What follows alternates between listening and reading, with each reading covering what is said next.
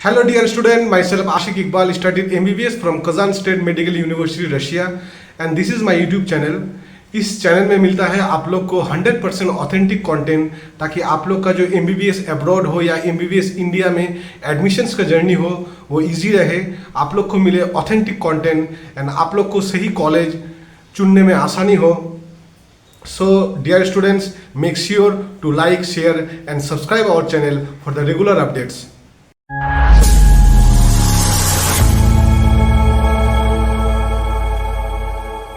सो आज हम लोग डिस्कस करेंगे कि एनएमसी जो गाइडलाइंस है उसमें कुछ रूल्स आपको फॉलो करना है ताकि आप लोग का जो एमबीबीएस अब्रॉड में आप जब एमबीबीएस कंप्लीट करें उसके बाद वापस इंडिया में आके आप एज ए डॉक्टर प्रैक्टिस करना चाहे तो आप लोग को कोई प्रॉब्लम ना हो. ठीक है, तो ये जो गाइडलाइंस है इसको फॉलो करना बहुत ही जरूरी है.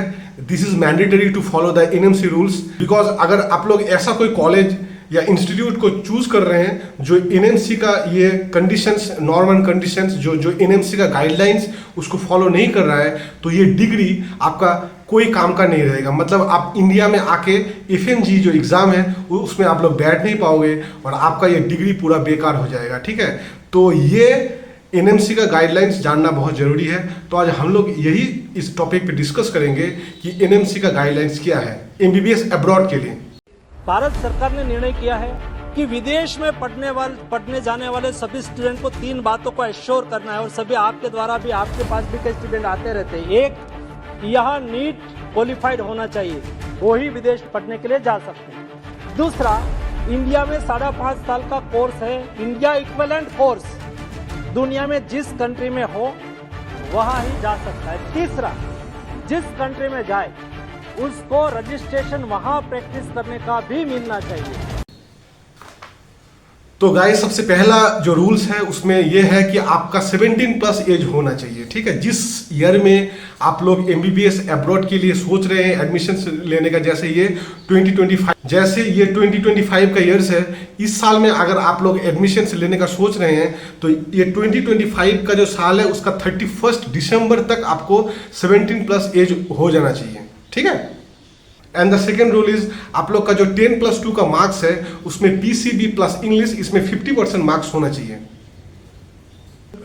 And the third rule is ये जो एमबीबीएस का जो प्रोग्राम है अब्रॉड में, आप जहाँ पे एमबीबीएस स्टडी करने का सोच रहे हैं वहाँ पे मिनिमम ये जो प्रोग्राम है 4.5 ईयर्स का होना चाहिए, यानी कि 54 मंथ्स का ये पूरा एमबीबीएस का प्रोग्राम होना चाहिए.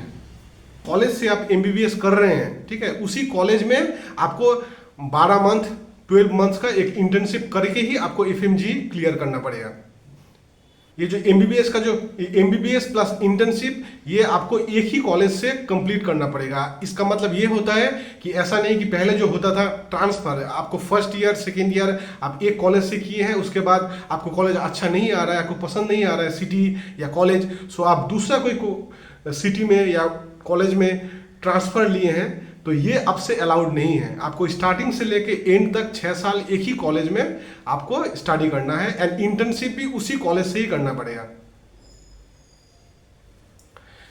And the fifth rule is medium of instruction. ये जो मीडियम ऑफ इंस्ट्रक्शन ये आपको पूरा कॉलेज में, आपको पूरा एमबीबीएस का जो प्रोग्राम है ये फुल इंग्लिश मीडियम में होना चाहिए. Point is licence to practice.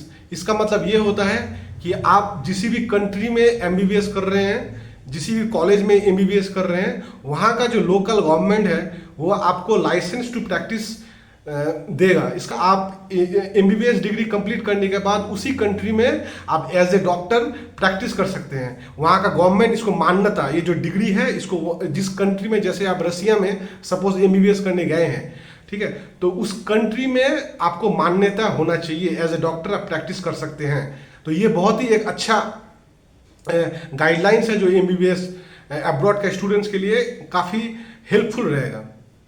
And the final rule जो आप सभी को पता ही होगा कि स्टूडेंट्स को नीट क्वालिफाइड होना चाहिए. सो डियर स्टूडेंट्स, यही था आज का video regarding NMC guidelines for MBBS abroad students.